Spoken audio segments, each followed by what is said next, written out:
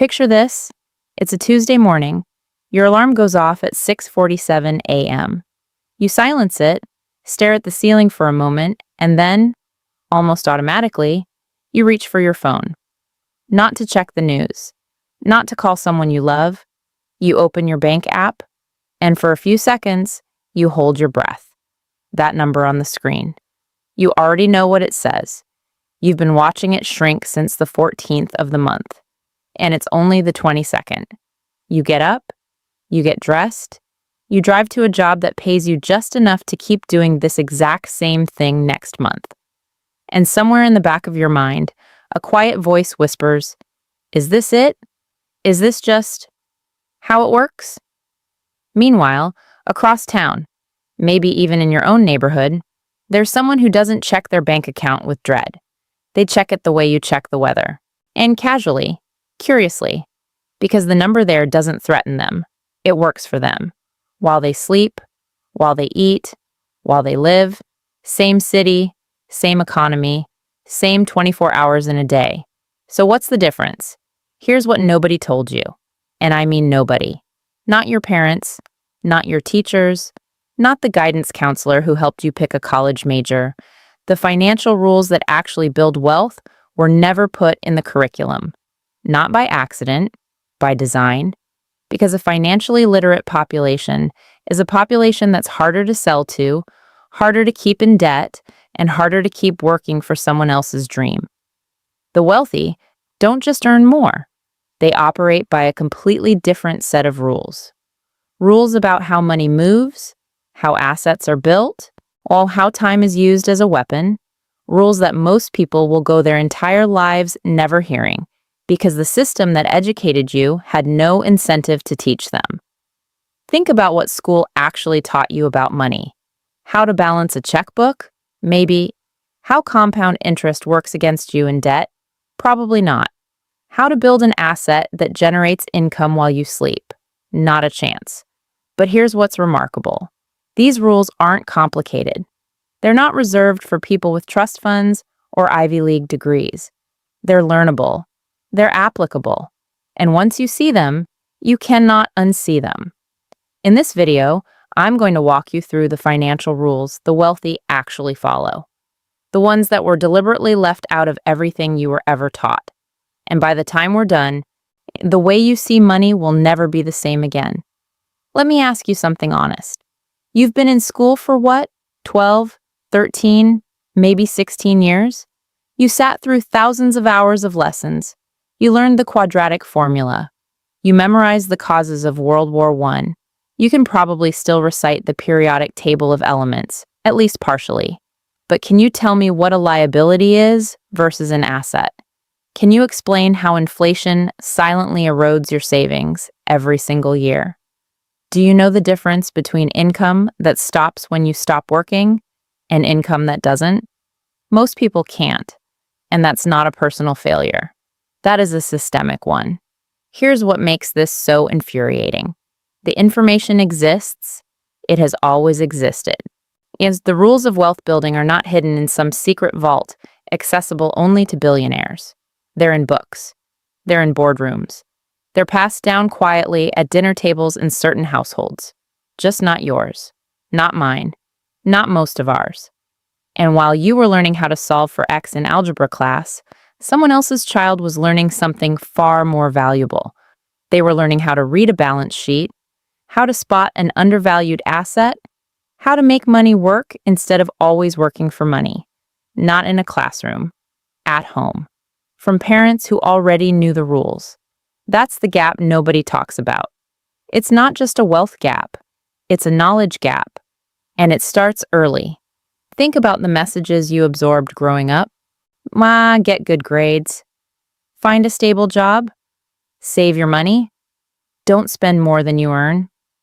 These aren't bad pieces of advice, but they are incomplete. Dangerously incomplete. Because they prepare you to be a good employee, not a wealth builder. They teach you to survive inside the system, not to understand how the system actually works. And the system? The system runs on your financial ignorance. Credit card companies profit when you don't understand interest. Banks profit when you don't understand how money is created. Employers profit when you don't understand your own market value. Advertisers profit when you don't understand the psychology of spending.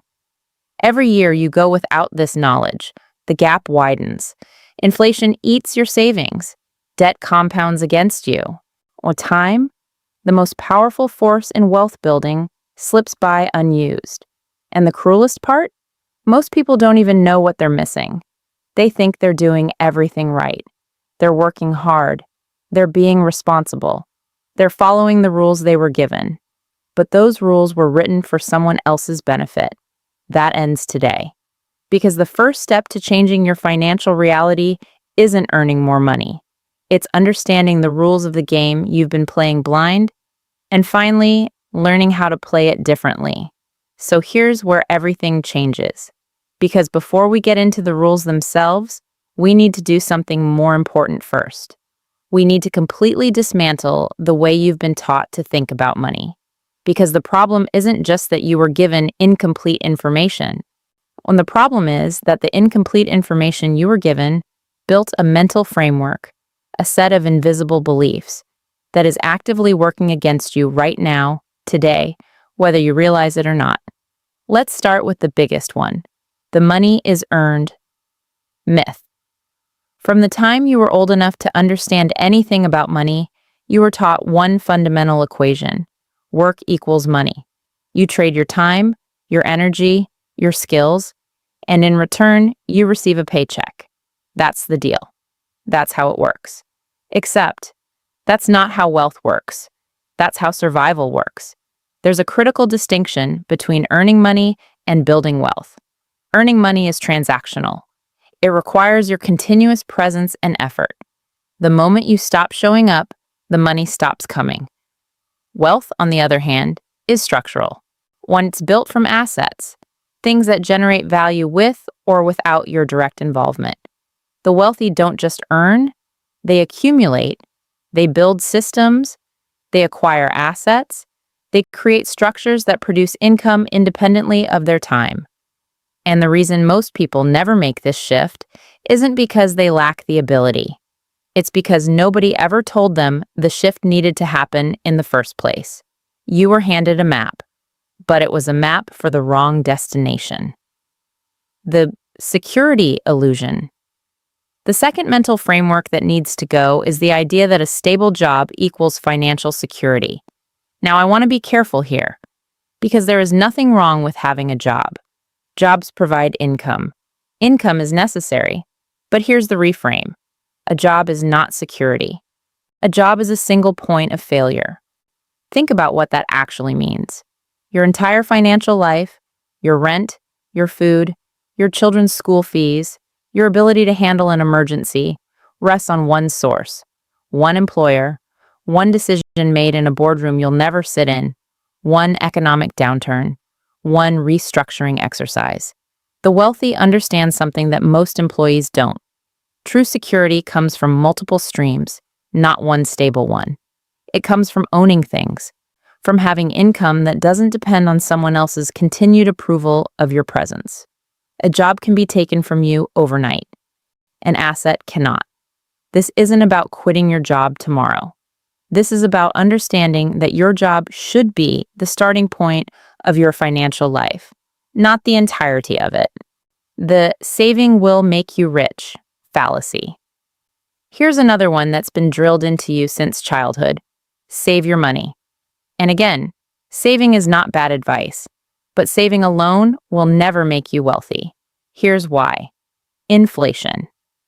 Every year, the purchasing power of your money decreases.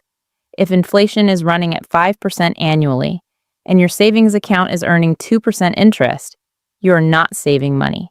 You are losing it, slowly, quietly, in a way that doesn't show up as a red number on your bank app, but is absolutely real. The wealthy don't just save, they deploy capital.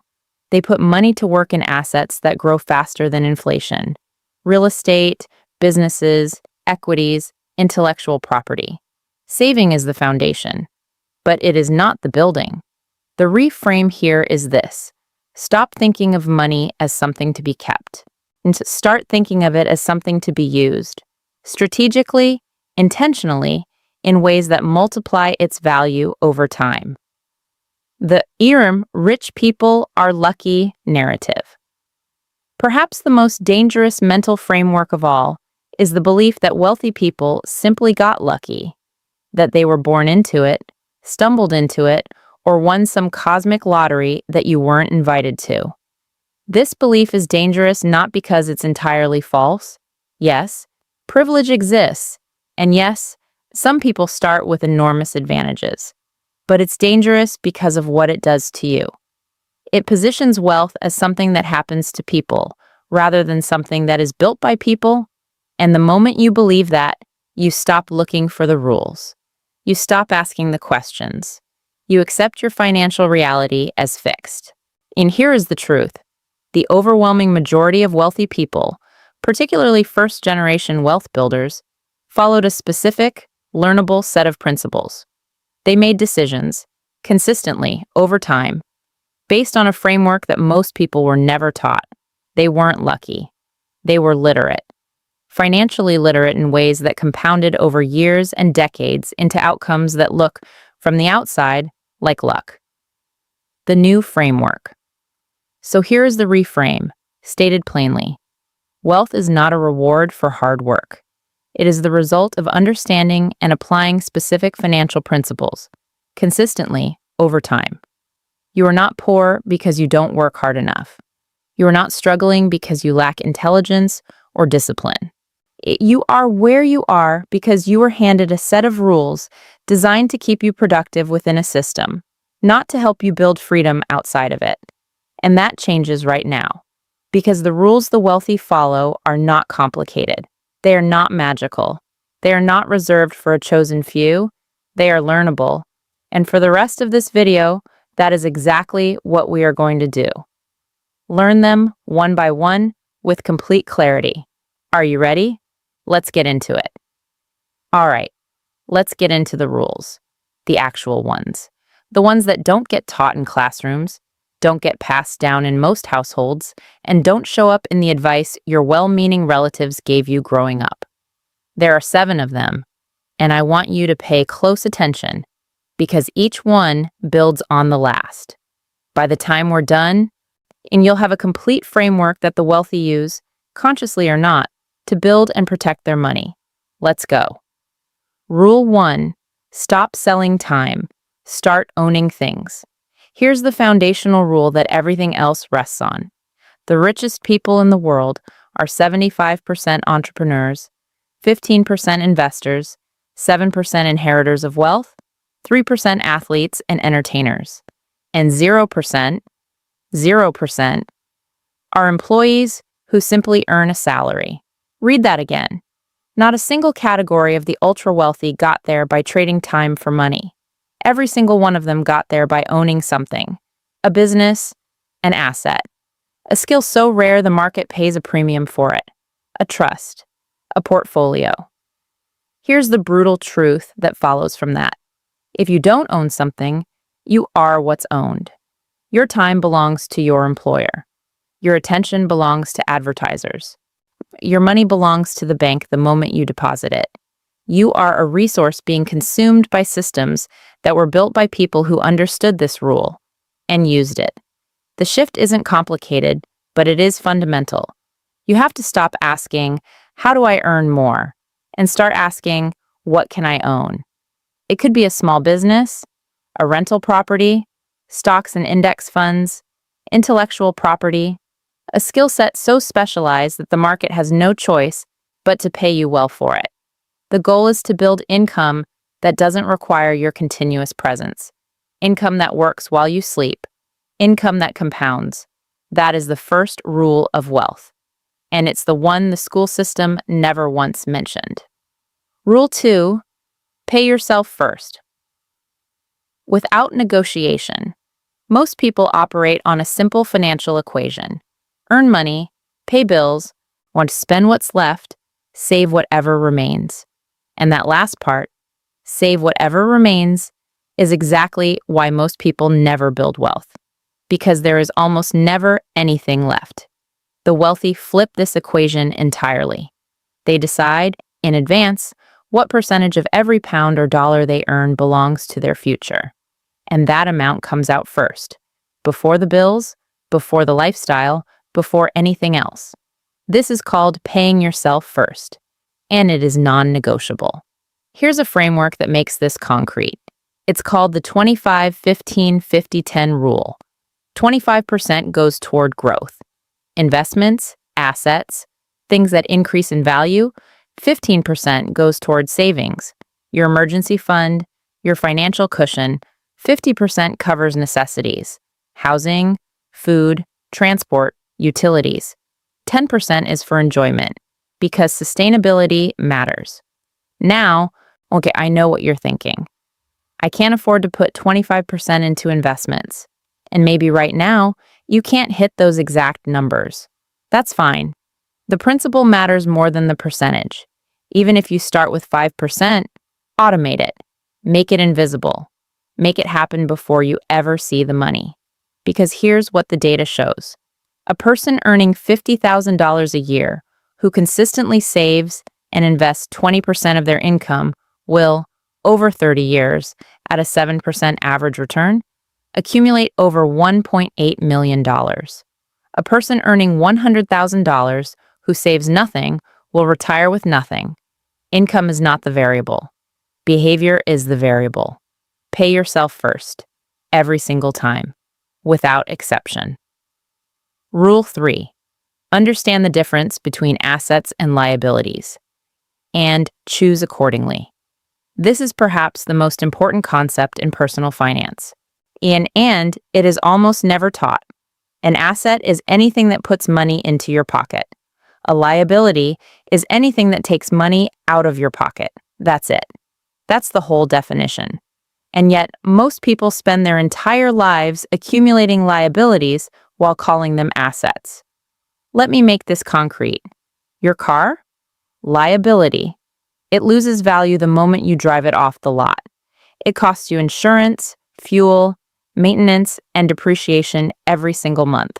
Your primary home? Controversial, but technically a liability. It costs you a mortgage, property taxes, insurance, and repairs. It doesn't generate income. Your designer wardrobe? Liability. Your subscriptions you barely use? Liabilities. Now contrast that with actual assets. A rental property that generates monthly income. Asset. A stock portfolio that pays dividends and appreciates. Asset. A business that generates revenue without requiring your daily presence. Asset. A skill set so valuable that the market pays a premium for it. Asset. Even a course that teaches you a high-income skill is technically an asset because it pays you back through increased earning power. Robert Kiyosaki, in Rich Dad, Poor Dad, put it simply, the rich buy assets. The middle class buys liabilities thinking they are assets. The wealthy are not necessarily smarter than you. They are not necessarily more disciplined, but they have been trained, either by their environment or by deliberate education, to filter every financial decision through one question. Is this going to put money in my pocket or take money out? Start asking that question about everything. And it will change the way you spend, the way you invest, and ultimately the trajectory of your financial life. Rule 4. Make compound interest work for you, not against you. Albert Einstein allegedly called compound interest the eighth wonder of the world. Whether he actually said it or not, the math behind it is genuinely extraordinary, and most people are experiencing it in reverse. Here's how it works in your favor. Imagine two people. Let's call them Billy and Phil. Both are 22 years old.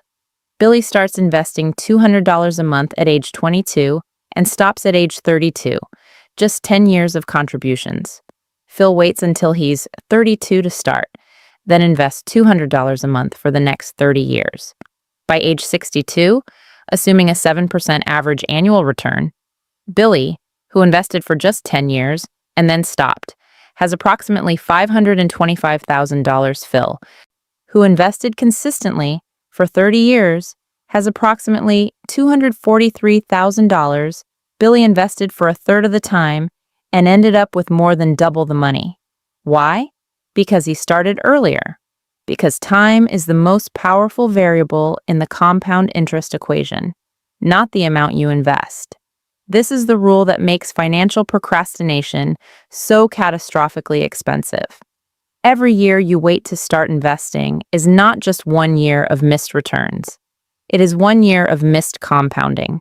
Growth on growth on growth that you can never recover. But here's the other side of this rule that nobody talks about.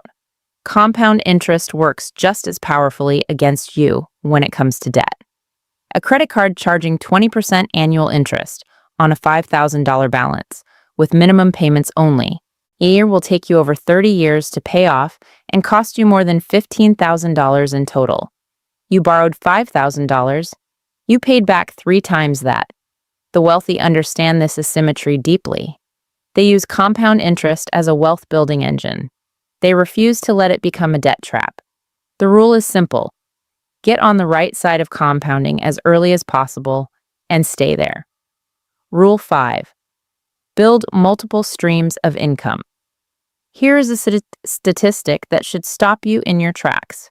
According to research on millionaires in the United States, the average millionaire has not 1, not 2, but 7 streams of income. 7. Now, that doesn't mean you need to build 7 businesses simultaneously. It means that wealthy people, almost universally, do not rely on a single source of income. They understand, viscerally, that a single income stream is a single point of failure, and they refuse to build their financial lives on a foundation that fragile.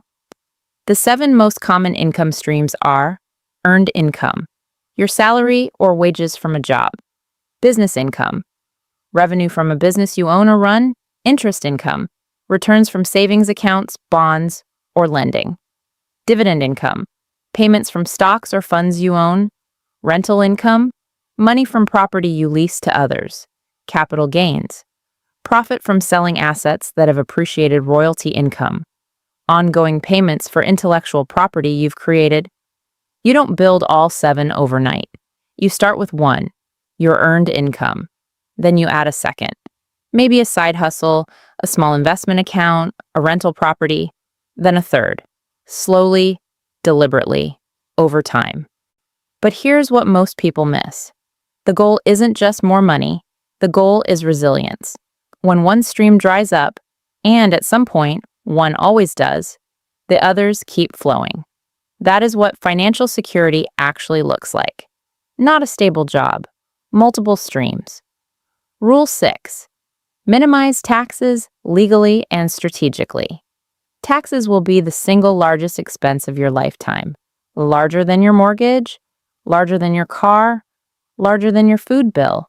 And yet most people spend almost no time thinking about how to legally minimize them. The wealthy do, obsessively. This isn't about tax evasion. That's illegal and foolish. This is about tax efficiency. Understanding the legal structures, accounts, and strategies that allow you to keep more of what you earn. Here are the basics that most people never learn. Tax-advantaged accounts. In the U.S., a Roth IRA allows your investments to grow completely tax-free. You pay tax on the money going in, but every dollar of growth and every withdrawal in retirement is tax-free. In the UK, an ISA works similarly. These accounts are legal, accessible to almost everyone, and almost criminally underused. Business structures. Operating as a business rather than a sole individual opens up a range of legal deductions that employees simply don't have access to. Equipment, home office space, professional development, travel. These can all become tax-deductible expenses when structured correctly. Investing versus earning. In most countries, capital gains, money made from selling investments, is taxed at a lower rate than earned income. The wealthy understand this and structure their income accordingly over time. The point is not to become a tax expert overnight. The point is to understand that every pound or dollar you keep through legal tax efficiency is a pound or dollar that can be invested, compounded, and multiplied. Wealthy people hire accountants and tax advisors not as a luxury, but as an investment that pays for itself many times over. Rule 7. Control your lifestyle. Inflation, or it will control you. This is the rule that trips up even high earners, and it might be the most psychologically difficult one on this list. There's a doctor in Chicago making $380,000 a year. She drives a leased BMW. Her kids go to private school. She eats at restaurants most weeknights. Her mortgage is $4,200 a month. On paper, she looks wealthy. In reality, when she cannot come up with $5,000 without selling something or going into debt.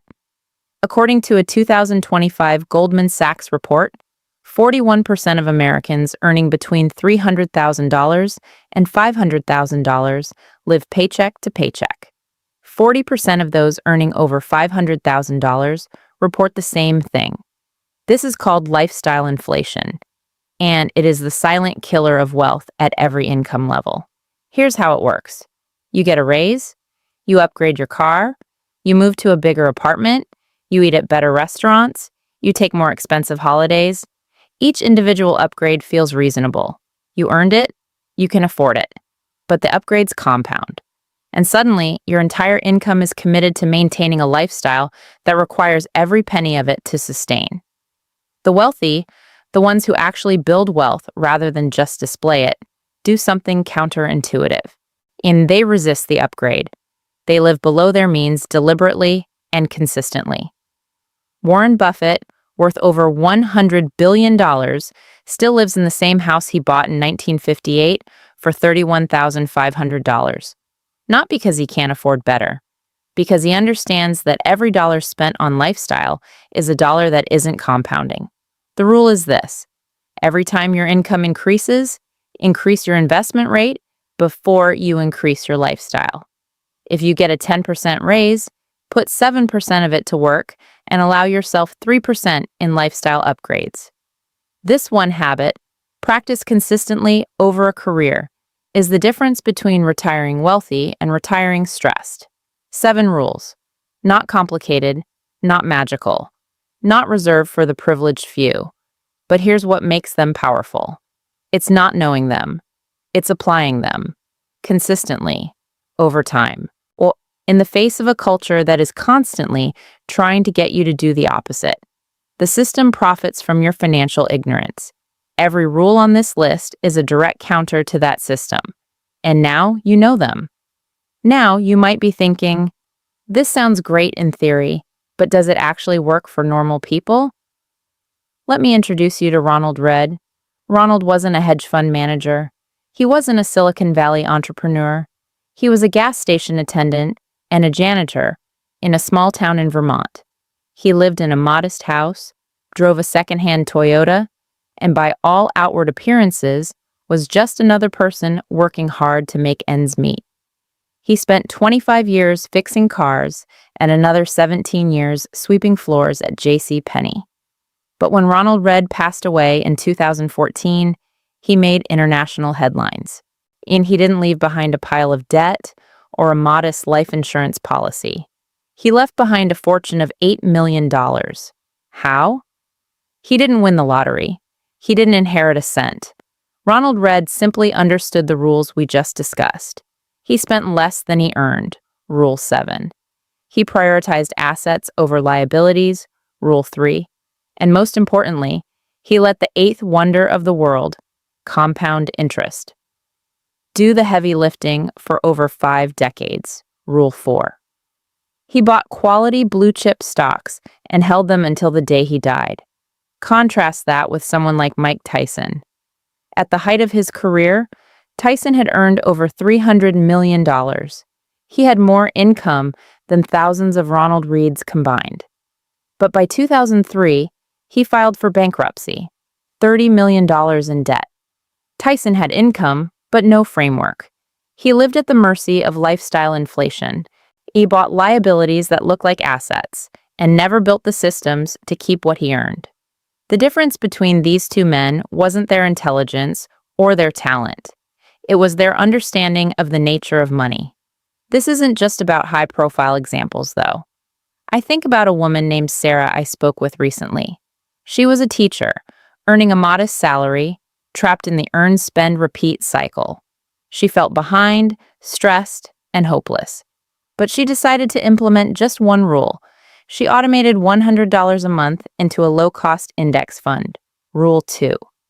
It felt insignificant at first, but as the investment thermostat in her brain shifted, she started seeing everything differently. She cut a $60 subscription she never used. Rule 3. She took a weekend course to learn digital marketing. Rule 1. Within 3 years, and she had 3 income streams and $15,000 in her portfolio.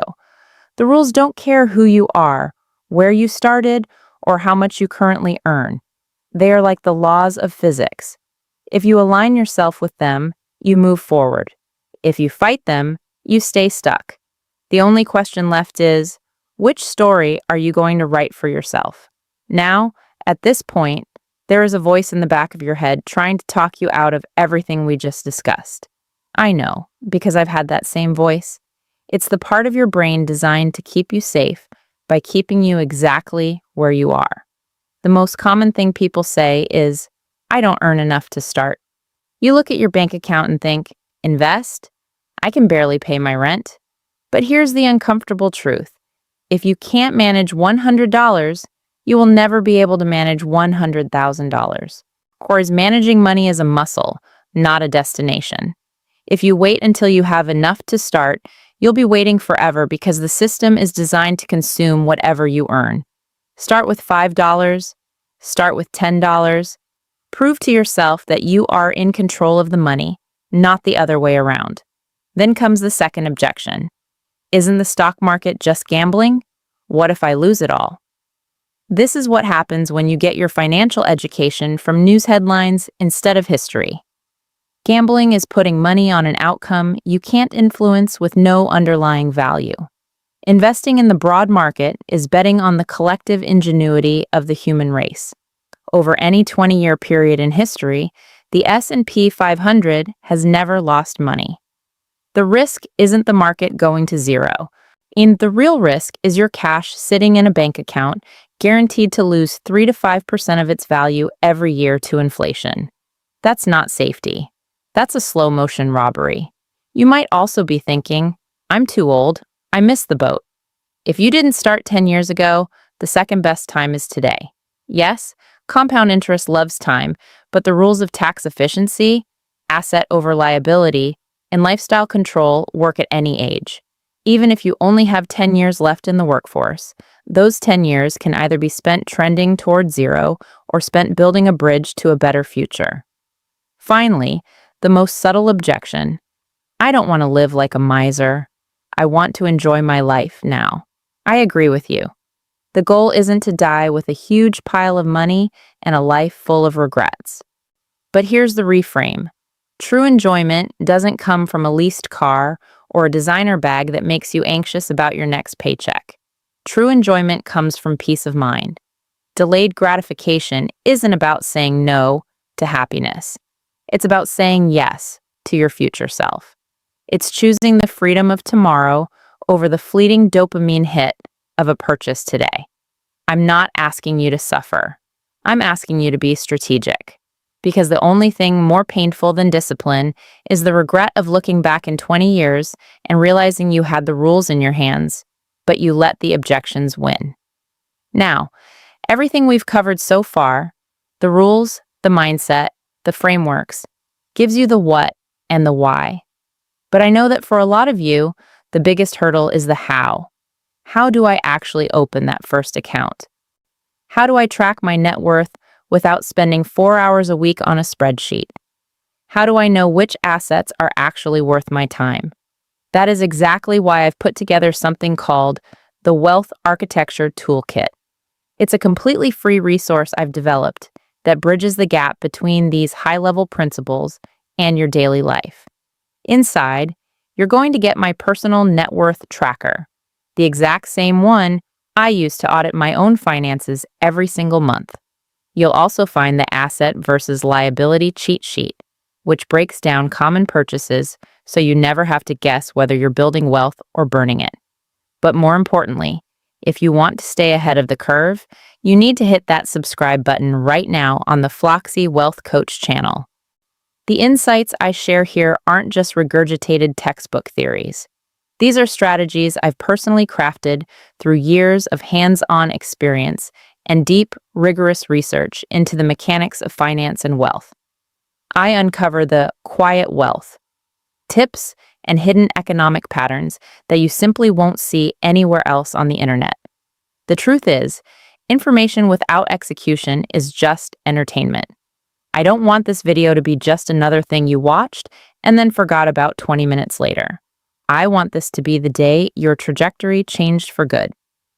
By joining the Floxy Wealth Coach community, you're ensuring that you have a constant stream of high-level financial literacy guiding your decisions every week. Grab the toolkit at the link in the description, subscribe to the channel, and let's get back to the final, at most critical part of this framework. At the end of the day, there are only two paths you can take. You can close this video, go back to your routine, and continue following the rules that were designed to keep you productive but plateaued. You can keep trading your most precious asset, time, for a currency that loses value every single day while you hope the system eventually takes care of you. Or you can decide that today was the pattern interrupt. You can decide to become a builder rather than just a worker. You can choose to be the person who understands the invisible rules, creates their own assets, and builds a legacy of freedom. The wealthy aren't smarter than you. They just have a different map. And now, so do you. If you are ready to stop playing the game blind and start taking radical responsibility for your financial future, I want you to do 3 things right now. First, hit that subscribe button here on the Floxy Wealth Coach channel. By doing that, you're signaling to yourself and the algorithm that you are serious about your financial growth. You're joining a community of people who refuse to accept average as their destination. Second, I want you to go down to the comments right now and type the words quiet wealth. When you type that, it's a commitment. It's a mark of the quiet, disciplined, and unstoppable path you're embarking on today. I read every single one of those comments, and I want to see who is actually stepping up. And third, grab that wealth architecture toolkit in the description. Don't wait until tomorrow. Oh, tomorrow is where dreams go to die. Do it while the momentum is fresh. But here is the thing. Understanding the rules of wealth is only half the battle. There is a specific psychological trap that kills 90% of people's progress in the first 6 months, even if they follow every rule we talked about today. It's a hidden poverty of the mind that forces you to self-sabotage just when you start to get ahead. If you don't fix your internal wealth thermostat, no amount of assets will keep you rich. That is exactly what I'm breaking down in this next video right here. The 5 psychological traps keeping you broke and how to exit them. If you thought these school rules were eye-opening, wait until you see how your own brain has been programmed to keep you from the finish line. Click that video now, and I'll see you over there. And let's keep building.